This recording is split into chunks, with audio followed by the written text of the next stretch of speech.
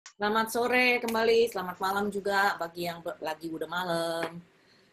Nah, kita bertemu lagi sore ini dengan Selamat, lanjutan ya. dari sesi Dare to be Transformed.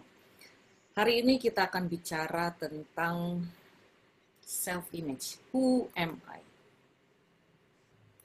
Saya share ya.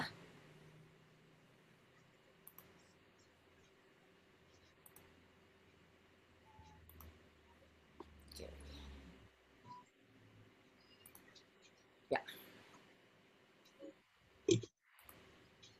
ini adalah tentang jati diri.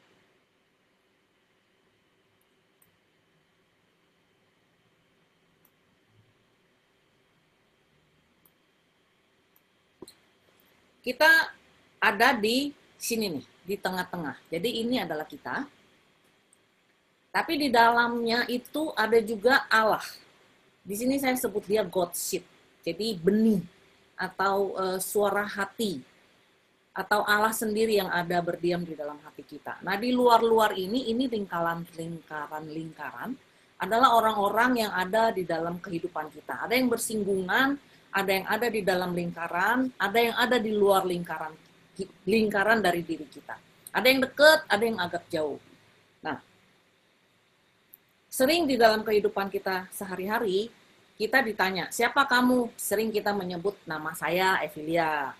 Detail, saya adalah ekonom misalnya. Saya kerja di mana atau saya apa. Ini biasanya jati diri kita yang biasa kita kenal. Lalu ada juga ini label-label yang sering kita terima.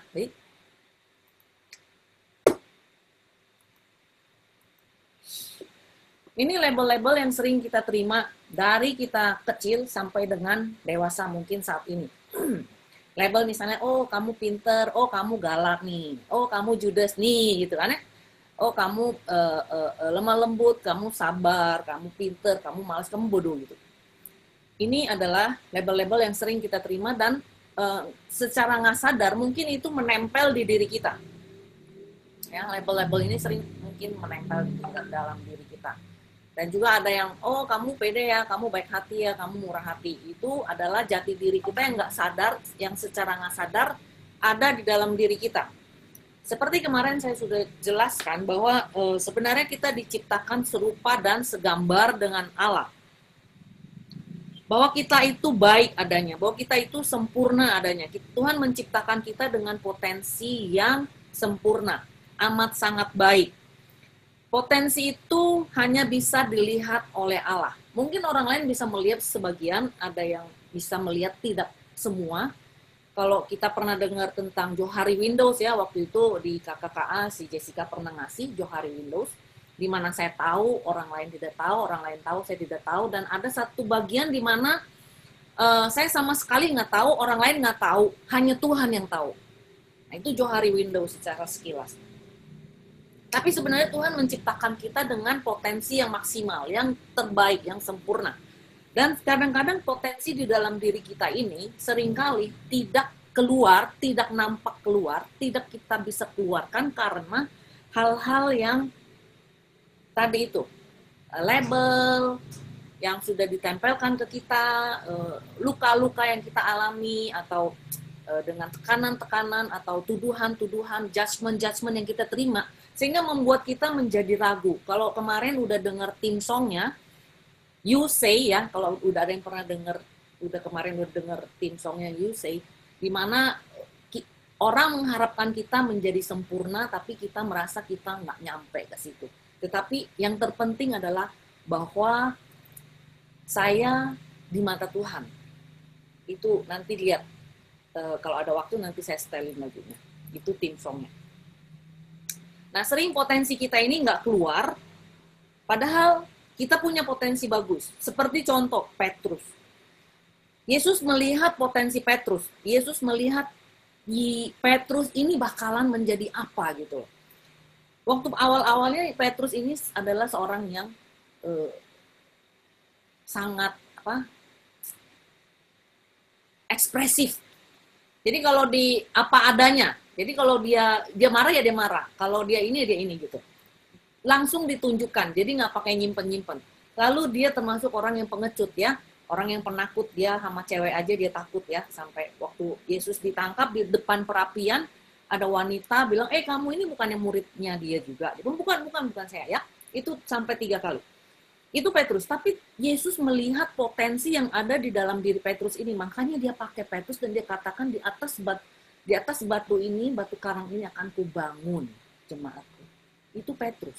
Potensi yang di dalam diri Petrus itu bisa dilihat oleh Yesus.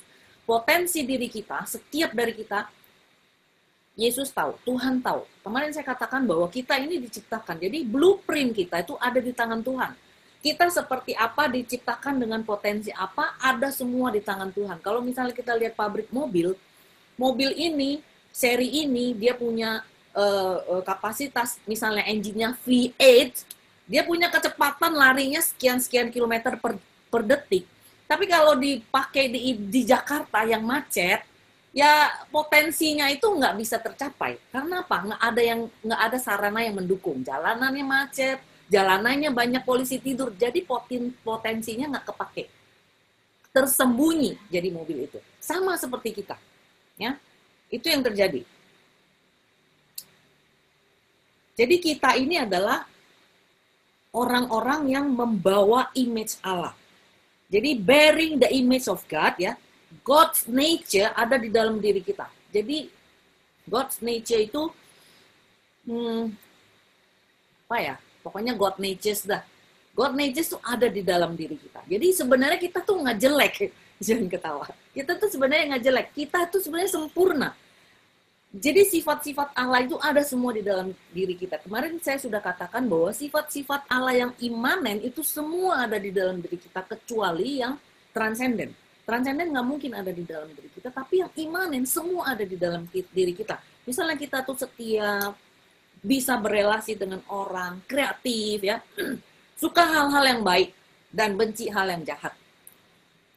Lalu manusia itu adalah makhluk sosial. Sama seperti Tuhan kita. Dia makhluk sosial. Ada Allah Bapa, Allah Putra, adalah Allah Roh Kudus. Dan hukuman yang paling kejam buat manusia adalah isolasi. Saya pernah baca satu buku, dia bercerita tentang hukuman untuk orang-orang yang dipenjara. Hukuman untuk orang-orang yang dipenjara adalah diisolasi di ruang paling bawah, di mana nggak ada matahari, di mana nggak ada orang, dia dikurung di situ. Itu hukumannya buat orang-orang yang dipenjara, dan itu sangat menyiksa. Kalau kita pernah nonton filmnya juga kita akan tahu bahwa hukuman yang tersengsara buat manusia adalah diisolasi. Ya. Karena kita adalah makhluk sosial. Sering kita nggak menampilkan potensi diri kita karena hal-hal yang kemarin saya sudah sebut ya, dosa, karena manusia, karena keadaan dan situasi yang nggak mendukung, ya itu yang kita hadapi saat ini, sehingga potensi kita nggak maksimal di dalam tugas perutusan kita. Kita semua diciptakan Tuhan itu dengan tugas perutusan, jadi kita nggak bisa maksimal di dalam menjalankan itu. Nah, saya mau memberikan satu gambaran yang begini.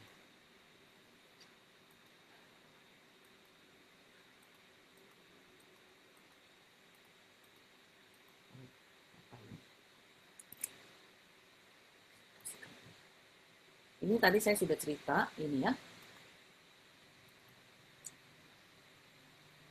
Ini adalah gambaran keadaan kita. Ini gambaran keadaan kita, di mana ini adalah pusat dari diri saya.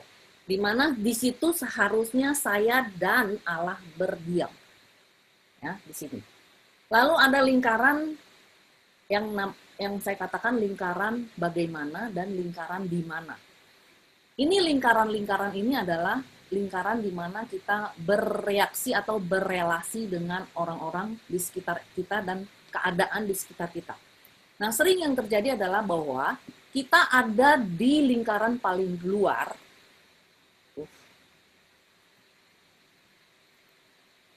Jadi kita ada di sini, lalu kita menghadapi satu masalah. Cobaan, pergumulan, dan sebagainya. Lalu kita merasa, keadaan ini nggak mengenakan, nggak membuat saya berkembang, nggak membuat saya bertumbuh. Lalu saya bergeser, saya pindah ke sini. Apakah permasalahan yang kita hadapi di tempat ini akan hilang kalau kita pindah ke sini? Tidak. Ya, tidak, brothers and sisters. Nggak akan hilang, tapi malahan akan menjadi lebih gede. Ya, misalnya contoh, misalnya saya contohin saya deh. Dulu di KKKA. Saya punya masalah kan? Jadi, waktu saya punya masalah, waktu itu saya masih belum tahu nih teori ini. Lalu saya merasa komunitas ini sudah lagi tidak cocok buat saya. Lalu saya berpikir saya akan mencari tempat lain di mana lebih cocok dengan saya. Lalu pindahlah saya ke tempat lain. Lalu apakah permasalahan saya di komunitas itu berakhir? Di tempat baru saya fine-fine aja? Enggak. Di tempat baru seperti saya katakan beberapa kali yang lalu, bahwa ada masa bulan madu antara kita dengan lingkungan dan orang-orang. Ya, bulan madu tuh paling lama 3 tahun. Sesudah lewat dari 3 tahun, kita akan mulai melihat tanduk-tanduk keluar dari kepala-kepala orang-orang ini. Tadinya waktu baru ketemu kita akan melihat, oh mereka itu semua adalah malaikat. Tapi sesudah lewat masa bulan madu, 3 tahun maksimal, itu menurut peneliti ya, bukan menurut saya. Peneliti mengatakan bahwa sesudah 3 tahun kita akan melihat orang apa adanya. Sudah mulai melihat tanduk-tanduk, sudah nggak lagi malaikat. Nah itu yang terjadi. Nah waktu saya pindah, saya keluar dari komunitas, yang terjadi adalah masalah saya tidak selesai. Masalah saya malahan bertambah, karena apa? Karena di sini saya, waktu di komunitas yang lama, saya memendam rasa marah. Saya terluka, saya marah, saya terluka karena saya tidak puas, saya kesal, saya jengkel, dan saya mungkin saya benci. Ya. Ada di situ semua. Karena tidak saya selesaikan, saya hanya pindahkan diri saya ke tempat lain. Apakah perasaan ini mati? Enggak. Perasaan dan peristiwa ini terus ngikutin saya. Di tempat baru, sedikit aja peristiwa yang mengganggu saya, yang mengingatkan saya di tempat lama ini jadi trigger, di mana saya akan mudah menjadi emosi dan keluarlah semua kemarahan saya yang seharusnya saya lakukan di sini, yang saya selesaikan di sini. Tapi karena saya nggak selesaikan, saya melarikan diri, saya pindah tempat, ini tidak selesai tapi malah memperbesar. Jadi trigger di sini saya ke-trigger peristiwa yang mengingatkan saya di sini kemarahan saya atau rasa tidak puas saya akan semakin membesar. Ini yang terjadi. Ya. Ini yang sering terjadi kepada manusia yang nggak kita sadari. Lalu seharusnya bagaimana kita, makanya saya katakan ini self healing. Lalu bagaimana kita mengatasi ini? Ini caranya. Jadi kalau di sini saya mengalami, harusnya pada saat saya mengalami sesuatu di sana, saya mengalami ketidakpuasan di dalam komunitas saya, lalu saya harusnya tidak pindah tempat, tapi saya bawa semua permasalahan saya bawa semua grudge saya bawa semua ketidakpuasan saya, lalu saya bawa masuk ke dalam diri saya untuk dipersembahkan kepada Tuhan. Di sini ada gambar hati, ini adalah Tuhan. This is the God shit yang saya maksud tadi. Jadi kita bawa semua permasalahan kita, pergumulan kita bawa masuk ke dalam diri kita pertemukan dengan Tuhan, kita minta Tuhan beresin. Kita minta Tuhan sembuhkan, kita minta Tuhan lepaskan kita dari semua itu. Sesudah itu, kita akan bisa keluar apapun keadaannya, walaupun situasinya masih hujan, masih badai, tapi cara pandang kita sudah beda. Jadi pada saat kita keluar lagi di tempat itu, kita sudah melihat matahari. Kita nggak melihat lagi hujan badai. Padahal tempatnya sama. Ya. Jadi kita bawa ini semua, kita selesaikan dengan diri kita sendiri, dan kita selesaikan, minta Tuhan bantu kita untuk menyelesaikan ini semua. Lalu kita akan keluar lagi di tempat yang sama dengan pandangan yang berbeda. Jadi bukannya masalah itu selesai, bukannya nggak ada lagi problem, bukan lagi nggak ada cekcok, bukan lagi nggak ada pertengkaran, bukan lagi nggak ada perselisihan pendapat, ada itu semua tetap ada, tapi diri kita sudah dipulihkan, diperbaharui pandangannya, diperbarui cara pikir kita, sehingga pada saat kita menghadapi lagi, kita sudah lain reaksinya. Itu yang harusnya dilakukan. diharapkan untuk dilakukan oleh Tuhan tentunya. Dan nanti yang terjadi adalah ini. Kelihatan nggak ya? Jadi ini adalah saya dan Tuhan. Lalu saya mengerti siapa diri saya mengerti dengan segala sifat-sifat jelek saya mengerti dengan semua kelemahan-kelemahan saya. Lalu saya ada di sini, saya keluar, bagaimana keadaanku saat ini. Lalu di manakah aku? Kalau kita semua sini sudah selesai, jadi ini adalah pusat dari diriku di mana aku bisa menjadi diriku apa adanya di hadapan Tuhan. Lalu di sini, di siapakah aku ya? Bagaimana keadaanku adalah area dari hidupku di mana aku membuat pilihan pribadi dan melatih beberapa kontrol. Jadi di dalam lingkaran ini, di dalam bagaimana keadaanku ini, adalah di area yang dimana hidup saya membuat pilihan-pilihan pribadi dan melatih beberapa hal-hal, atau misalnya melatih kesabaran, melatih pengendalian diri, ada di sini semua, di lingkaran ini. Lalu di lingkaran di manakah aku adalah lingkungan di mana fakta dan keadaan hidup, hal-hal yang tidak dapat diubah. Jadi di lingkaran di mana aku, yang tempat tadi di mana saya bertemu dengan orang-orang yang memang sudah begitu adanya, yang memang nggak cocok. Nah, ini adalah fakta-fakta dan keadaan-keadaan hidup yang nggak bisa saya rubah. Saya nggak bisa rubah orang lain. Saya nggak bisa rubah Jessica, saya nggak bisa rubah Powimpi, saya nggak bisa rubah Ons. Nah, itu adalah lingkaran-lingkaran yang paling luar, di manakah aku ini. Jadi saya nggak bisa rubah orang itu, tapi saya harus menerima itu dan bagaimana saya bereaksi dan mengambil keputusan di dalam menghadapi keadaan ini. Nah, sesudah itu kita akan keluar dan kita akan bertumbuh, kita akan berbuah, kita akan memberkati orang. Kita akan membuat orang melihat bahwa di dalam saya itu ada Yesus indah, sempurna. Ini yang terjadi. Perubahan dari dalam diri kita sehingga kita bisa menjadi apa yang dikehendaki, menjadi orang yang seperti yang dikehendaki Tuhan. Jadi kita nggak bisa mengharapkan fakta atau keadaan di luar kita yang berubah, tapi diri kita yang berubah. Kita yang harus berubah dan kita keluar dan kita menghadapi keadaan-keadaan yang tidak bisa kita rubah. Saya nggak bisa rubah bahwa saya orang Cina, saya nggak bisa berubah kalau saya perempuan, saya nggak bisa merubah kalau saya adalah keturunan ini, keturunan itu. Saya nggak bisa juga merubah bahwa saya adalah anak papa mama saya. Saya nggak bisa rubah. Dan saya harus menerima keadaan ini. Itu yang sering membuat kita itu stuck. Kenapa gue punya papa kayak gitu? Kenapa gue punya mama kayak gitu? Orangnya kejam banget gini dan gitu. Ya pas kebetulan memang saya punya luka dengan mama saya. Jadi saya nggak bisa milih papa saya atau papa saya nggak bisa rubah karena itu sudah dari sononya dan saya sudah mengalami hal ini. Ini yang terjadi, saya nggak bisa lupakan, saya nggak bisa hapus, saya nggak bisa tik X. Terjadi di dalam diri saya dan saya harus terima itu dan saya harus sembuh dari itu, saya harus keluar dari situ supaya saya bisa menjadi seperti yang diinginkan Tuhan. Itu yang terjadi kepada manusia. Ya.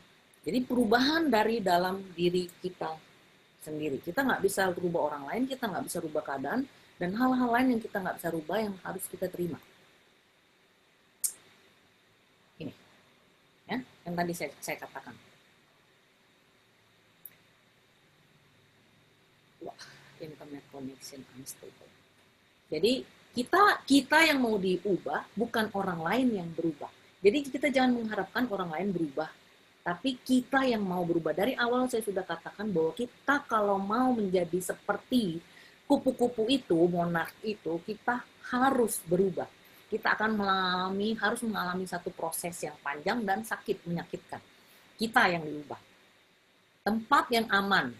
Jadi kita juga perlu tempat yang aman untuk bertumbuh. Jadi waktu kupu-kupu itu mau menjadi ulat itu mau menjadi kepompong, dia harus memilih tempat di bawah daun untuk menempelkan kepompongnya.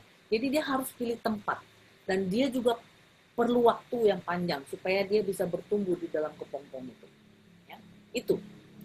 Lalu semua kita harus bisa mengetahui satu kenyataan ini, bahwa semua yang kita alami ini adalah rahmat. Kejadian apapun itu adalah rahmat. Entah itu kejadian baik, entah itu kejadian buruk, itu adalah rahmat. Mungkin saat ini kalau ada orang yang masih belum selesai dengan permasalahannya, dia nggak akan bisa mengatakan bahwa itu rahmat. Tapi sekarang saya bisa mengatakan bahwa itu adalah rahmat, karena saya sudah melewatinya. Karena saya melihat bahwa dengan kejadian ini, kejadian yang saya alami di masa lalu saya, Tuhan membentuk saya seperti ini, sehingga saya bisa menjadi mengerti kalau ada orang yang mengalami kejadian yang sama seperti saya. Dulu saya pernah jadi konselor di Shekinah, dan Tuhan kirim orang-orang yang punya permasalahan yang sama dengan masa lalu saya. Sehingga saya mengerti perasaan mereka dan saya tahu bagaimana harus keluar dari permasalahan ini. Kalau kita pernah dengar The Wounded Healer ya, itu Henry Nouwen. Kalau baca ceritanya, buku-bukunya, kita akan tahu bahwa dia itu adalah seorang yang wounded, yang terluka. Tapi dia menjadi seorang yang bisa menyembuhkan orang-orang yang terluka dengan pengalaman yang sama dengan dirinya. Jadi Tuhan punya rencana, kalau saya mengalami ini, Tuhan akan pakai saya di sini juga, supaya saya mengerti perasaan orang itu, dan saya bisa tahu harus melalui proses apa untuk keluar dari permasalahan itu. Itu yang terjadi. Jadi jangan takut dengan masa lalu kita, jangan takut atau jangan takut untuk menerima peristiwa-peristiwa yang sudah pernah kita alami sebagai bagian atau sejarah dari diri kita. Karena dengan embrace, dengan dengan merangkul, dengan cherish peristiwa-peristiwa yang baik maupun yang buruk di dalam hidup kita sebagai bagian dari kita yang nggak bisa kita hapuskan, itu akan membawa kita menjadi orang yang lebih kuat, lebih dewasa, dan menjadi orang yang akan bisa dipakai Tuhan untuk menolong orang-orang dengan permasalahan yang sama dengan diri kita. Itu. Saya sudah buktikan di dalam konselor, di dalam konseling, orang-orang yang dikirim Tuhan adalah orang-orang dengan permasalahan yang mirip-mirip dengan saya, yang sudah pernah saya alami, yang menjadi sejarah hidup saya. Jadi saya tahu bagaimana perasaan orang itu, bagaimana harus membuat mereka melihat bahwa ini adalah satu hal yang mereka harus lalui. Nah, itu. Nah, sarana untuk pemulihan yang diperlukan adalah waktu, kasih karunia, kemarin saya sudah katakan, kebenaran, dan ini, Matius 6:33 dan Matius 7 ayat 7. Lalu kita harus mengerti juga attachment dan detachment. Attachment itu adalah bonding, belonging, keintiman, dan rasa klik. Dimana saya kalau ketemu orang langsung bicara, ya, kayaknya cocok gitu. Frekuensinya sama. Dan detachment, batasan, otonomi, mandiri, unik. Kalau kita mendengar attachment, ini sebenarnya dulu saya punya pikiran attachment itu adalah negatif. Padahal secara psikologi, ini attachment itu bukan sesuatu yang negatif. Kita harus belajar untuk attachment, dan kita harus belajar juga untuk detach. Kalau kita nggak belajar untuk attach, ini attachment itu dimulai dari kita, dari dalam kandungan, sampai kita dewasa, sampai kita meninggal nanti, itu tetap harus ada attachment-nya yang harus bertumbuh. Jadi pada saat kita kecil, dilahir, pada saat kita di dalam kandungan, mama kita sudah belajar untuk attach dengan bonding itu. Lalu umur 1, umur 2, kita juga belajar untuk ngebonding atau attach dengan papa mama atau orang-orang dekat kita atau saudara kandung kita, itu attachment. Bisa positif, bisa negatif. Tapi yang saya katakan di sini attachment adalah yang positif. Di mana saya belajar untuk merasa punya perasaan memiliki. Ada orang yang tidak punya perasaan memiliki, ya, karena dia di dalam pertumbuhan yang itu ada retretnya, 7 stages of life, ya, saya pernah ikut-ikut, di situ dikatakan oleh siapa namanya, psikolog itu, dia mengatakan umur 0 sampai dengan umur setahun, attachment-nya apa, yang harus bertumbuh itu apa, itu semua ada. Nah, detachment juga pada saat umur misalnya 5 tahun anak sudah harus mulai belajar untuk detach. Jadi detachnya adalah bahwa dia harus mulai bisa mandiri. Kalau anak yang tidak belajar detachment atau tidak diajarin untuk detach atau boundaries pada saat kecil, maka sesudah dewasa dia nggak bisa mandiri. Dia nggak bisa tuh punya batasan. Jadi kalau orang suruh apa dia iya, tapi dia nggak bisa kerjakan. Atau dia nggak bisa mandiri, dia tergantung sekali kepada orang-orang tertentu. Ini kalau kita dari kecil nggak belajar untuk detachment ini atau attachment ini. Jadi kalau nggak belajar attachment, kita nggak akan bisa punya kemampuan untuk berrelasi dengan intim. Nah, ini yang semua harus kita tahu dan kita at least kita tahu apa yang terjadi di dalam masa kecil kita. Karena saya tidak tahu apa yang terjadi dengan brothers and sisters. Yang tahu itu kalian dan Tuhan. Kalau saya yang tahu saya dengan Tuhan. Jadi urusannya nanti kita masing-masing bekerja sama dengan Tuhan untuk healing kita ini. Jadi di mana saya kurang attachment, saya akan tahu dengan bantuan rahmat Tuhan. Di mana saya kurang detachment, nanti Tuhan akan menunjukkan dan saya sendiri akan tahu. Itu kira-kira. Jadi saya nggak bisa tahu, kalian punya, kalian juga nggak tahu apa yang terjadi dengan saya. Jadi kita masing-masing bertanggung jawab dan berurusan dengan Tuhan untuk self-healing ini. Nah, di dalam kita mengadakan penyembuhan dan pemulihan ini, sebenarnya kita perlu pembimbing rohani dan atau sharing partner. Jadi sebaiknya saya sarankan sih carilah sharing partner atau kalau yang sudah punya pembimbing rohani ya berrelasi atau berinteraksi atau apa yang namanya itu katanya berkontak berkomunikasi dengan pembimbing atau sharing partner kita. Jadi kalau misalnya kita menghadapi satu hal yang rasanya kita perlu teman bicara atau teman yang bisa memberikan arahan, kita perlu ini pembimbing rohani atau sharing partner ini. Ini penting sekali karena biasanya kita kalau lagi menghadapi masalah kita nggak bisa melihat, tapi ada orang lain yang di luar kita, dia bisa melihat dengan jelas. Ya, itu syarat-syarat supaya kita bisa masuk ke dalam self-healing ini.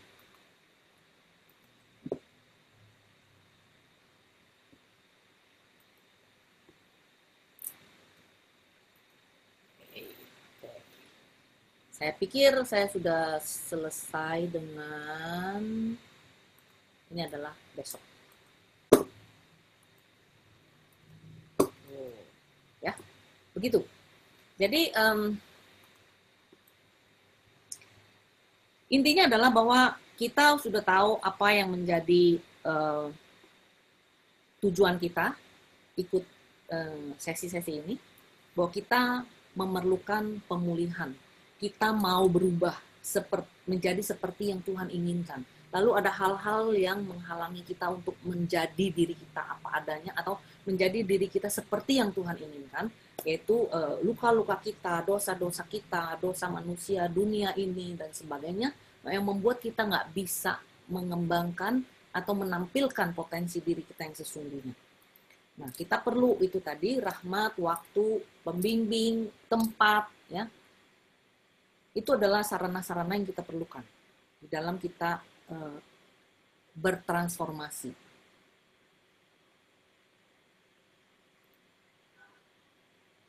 Saya pikir untuk hari ini cukup sampai di sini. Kalau misalnya ada pertanyaan, silakan. Kalau enggak, kita tutup. Ada pertanyaan, silakan. Bertanya sih. Ya. Ada. Ya. Di sini tadi ada yang slide yang sasaran. Ya. Kita mau diubah, bukan orang lain yang berubah gitu. Kemudian tempat yang aman bertumbuh. Nah, maksudnya tempat yang aman itu seperti apa? Ya. Tempat yang aman itu seperti gimana? Ya. Tempat yang aman, kita harus ada di dalam orang-orang yang bisa menerima kita apa adanya. Jadi kita nggak bisa itu ada di tempat yang dimana orang-orangnya itu negatif aja. Ya, kita harus mencari satu tempat di mana ada orang-orang yang menegur kita, tapi menegur dengan fraternal correction. Bukan menuduh atau bukan menghakimi, tetapi orang-orang yang memberikan masukan. Walaupun kita jelek, walaupun kita salah, tapi orang tersebut menegur kita dengan kasih. Sehingga kita tahu dan kita bisa menerima. Jadi bukan di depan umum terus katakan, bego lu ya, masa begini aja nggak ngerti, nggak bisa. Itu bukan tempat untuk bertumbuh. Kalau ada tempat seperti itu, kita ada di tempat seperti itu, saya sarankan keluar. Karena itu nggak membuat kita sembuh, tapi membuat kita semakin luka. Oke? Ya. Cukup ya? Oke. Ada lagi? Satu lagi boleh ya, Cik? Boleh. Satu lagi. Boleh. Itu ada gambar lingkaran yang di dalamnya pusat aku tuh. Ya. Kemudian ada awan, Ya. manusia dan awan. Kemudian ada tanda panah ke bawah, ke pusat aku dan ke atas keluar lagi kan. Ya. Nah pertanyaannya itu kan yang Cik jelaskan bahwa itu kalau misalnya ada permasalahan di atas, kita harus bawa ke bawah. Ya. Dan kita bergumul bersama dengan Tuhan, dan setelah selesai baru kita keluar kembali gitu kan, kurang lebih seperti itu ya. Betul. Nah, apakah pada saat kita tarik ke bawah itu perlu ada orang lain nggak yang bimbing kita, yang bersama-sama dengan kita bersama Tuhan, intinya kurang lebih seperti itu. Apakah perlu ada orang lain nggak? Ya, betul ini. Nah, sebenarnya ini kalau bisa mulai dari sekarang ada sharing partner atau pembimbing rohani, biasanya lebih baik. Tapi kalau misalnya kita nggak bisa merepotin pembimbing kita dengan setiap permasalahan yang kita hadapi kan. Kalau misalnya ada permasalahan yang ringan, yang rasanya kita bisa selesaikan dalam doa. Saya kasih contoh aja lebih gampang ya. Saya pernah mengalami saya nggak tahu permasalahan apa yang saya alami, tapi perasaan saya tuh rasanya nggak enak. Jadi rasa dada ini sesek gitu loh, kayak ada yang menghimpit. Tapi saya nggak tahu apa yang membuat perasaan itu ada di dalam hati saya. Karena saya tiap hari doa, saya tiap hari pujian dan penyembahan. Lalu satu hari saya lagi penyembahan dengan lagu apa ya saya waktu itu? Aku mau ikut Yesus. Ingat ya lagu itu? Ingat nggak Ons lagu itu? Apa tuh? Kayak gimana ya? Saya lupa. Ku mau. Bukan. Yang mana? Mau ikut Yesus. Bukan. Maksa. Itu aku mau ikut Yesus. Ya, gue mau iring Yesus. Aku mau iring Yesus, ya kan? Aku mau iring Yesus. Apa terus? Sampai selama-lamanya. Sampai selama-lamanya. Walaupun aku susah, ya, menderita karena itu. Menderita karena apa? Nah, pada saat menderita dalam dunia. Walaupun saya susah menderita dalam dunia, saya tetap mau iring Yesus. Lalu pada saat saya sampai di kata itu, walaupun saya susah menderita dalam dunia, ya kan? Sampai kata itu, lalu saya menangis. Saya mau iring Yesus sampai selama-lamanya. Lalu kenapa saya nangis kan? Lalu saya bilang sama Tuhan, Tuhan, kenapa pada saat saya nyanyi, walaupun aku susah menderita dalam dunia, ya kan? Kenapa saya nangis? Lalu tapi saya tidak berhenti, cuma saya berdialog di dalam hati. Kenapa ya Tuhan yang membuat saya nangis? Apa yang membuat saya sedih? Lalu Tuhan bicara di dalam hati saya, ini loh, kejadian yang kamu alami ini membuat kamu terluka. Jadi ada kejadian di mana saya mengalami itu, tapi saya nggak merasakan saya terluka. Saya nggak merasa sakit hati, tapi ternyata itu melukai saya. Dan itu membuat perasaan saya tuh kayak dihimpit. Tapi saya nggak marah sama orang itu karena saya tidak ambil peduli gitu loh. Saya nggak memikirkan bahwa saya dilukai oleh kata-kata orang itu. Tapi ternyata itu melukai saya. Lalu pada saat saya penyembahan itu Tuhan tunjukin, ini loh, kejadian ini melukai kamu, ini yang membuat kamu sesek rasanya. Oh, saya bilang, ternyata kejadian ini oke. Jadi saya terima itu sebagai satu hal yang menyakitkan saya selalu ampuni orang itu dan saya berdamai dengan diri saya. Lalu pada saat selesai dari penyembahan, saya merasa himpitan itu udah hilang. Saya merasa lega. Seperti itu, Ons. Jadi kadang-kadang kita bisa selesai, Tuhan bisa bantu kita selesaikan, kalau kita setia dengan waktu doa kita, dan kalau misalnya masalahnya berat sekali, seperti yang baru saya alamin, bahwa saya harus mengambil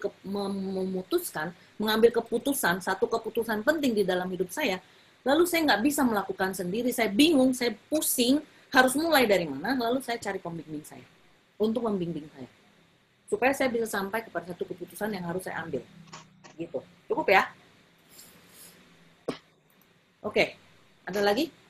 Oke, Ci, thank you. Ci, aku mau nanya, Ci. Aku nanya. Ya. Itu yang soal attachment yang di message aku, itu attachment maksudnya attachment ke siapa? Attachment yang seharusnya kita ada. Jadi itu kalau mau ngomongin itu panjang. Itu sesinya Erik Erikson. Itu secara psikologi itu ada teorinya. Erik Erikson itu ada membahas tentang 7 tahap kehidupan. Jadi pada saat 0 sampai 2 tahun, anak itu harus bertumbuh rasa apanya, lalu dia harus belajar untuk attach kepada siapa, dan umur 2 sampai dengan 5 tahun dia harus belajar attach kepada siapa, lalu dia harus nilai-nilai di dalam kehidupan dia apa yang harus bertumbuh. Gitu. Itu saya nggak hafal, tapi kalau misalnya nanti mau saya bisa kasih ke grup. Nah, attachment dan detachment itu harus bertumbuh. Nilai-nilai di dalam hidup manusia yang harus terus berkembang dan bertumbuh itu dari mulai di dalam kandungan sampai dengan kita sekarang, itu tetap harus ada. Kalau ada satu aja nilai yang tidak bertumbuh, kita akan punya sifat seperti anak kecil. Misalnya sekarang nih, misalnya saya punya nilai, misalnya nilai saya untuk apa gitu, yang umur anak kecil itu tidak bertumbuh, misalnya apa ya, saya nggak bertumbuh. Attachment saya kepada mama saya, misalnya, attachment kepada mama saya nggak bertumbuh dari kecil, ya. Sampai sekarang, kalau saya belum disembuhkan, saya akan punya masalah dengan otoritas. Jadi kalau ketemu mama yang ini, saya nggak bisa deket. Itu attachment saya nggak bisa, karena saya nggak bisa bonding dengan mama saya. Karena saya dari kecil luka sama mama saya, itu. Tapi kalau misalnya dulu saya bisa ngebonding, saya bisa attach dengan mama saya nggak punya masalah sekarang ini dengan mama-mama. Saya dulu nih sebelum disembuhkan, saya susah sekali deket sama orang yang figurnya itu mama-mama. Jujur. Kalau saya ketemu mama-mama, saya mendingan menghindar. Saya akan menghindar. Mami menghindar.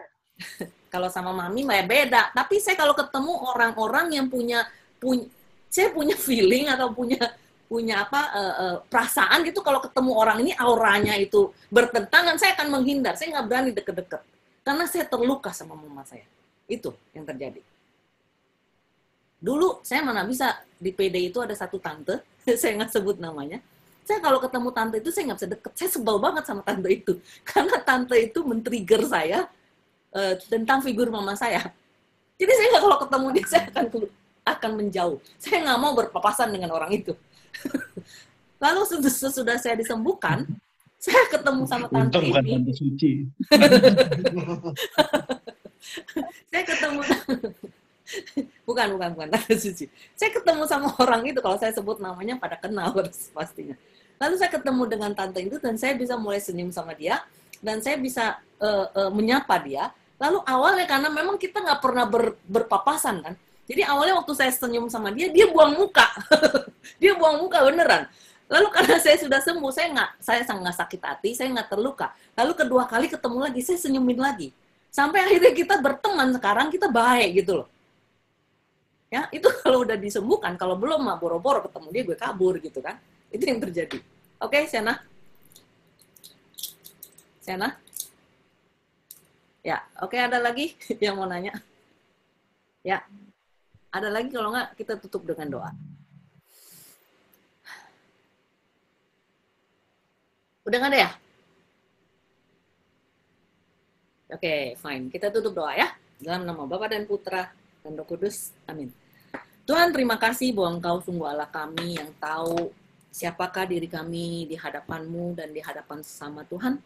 Biarlah Tuhan dengan bantuan rahmat-Mu Engkau menyingkapkan siapakah diri kami sesungguhnya di hadapan-Mu dan di hadapan diri kami sendiri, Tuhan. Bantu kami Tuhan, beri kami keberanian untuk melihat siapakah diri kami di hadapan-Mu. Entah itu baik, entah itu jelek, entah itu sangat-sangat buruk keadaan kami, tapi kami tahu kami berharga di hadapan-Mu, kami berharga di mata-Mu. Kami ini adalah seperti biji mata-Mu, nama kami ini tertulis di telapak tangan-Mu, Tuhan Yesus. Biarlah kebenaran-kebenaran itu, Tuhan, terus terpatri di dalam hati kami, sehingga kami punya keberanian untuk melihat siapakah diri kami sebenarnya, Tuhan. Apapun keadaan kami percaya Engkau sungguh mengasihi kami, dan mencintai kami, dan Engkau melihat potensi yang ada di dalam diri kami, karena Engkau adalah pencipta kami.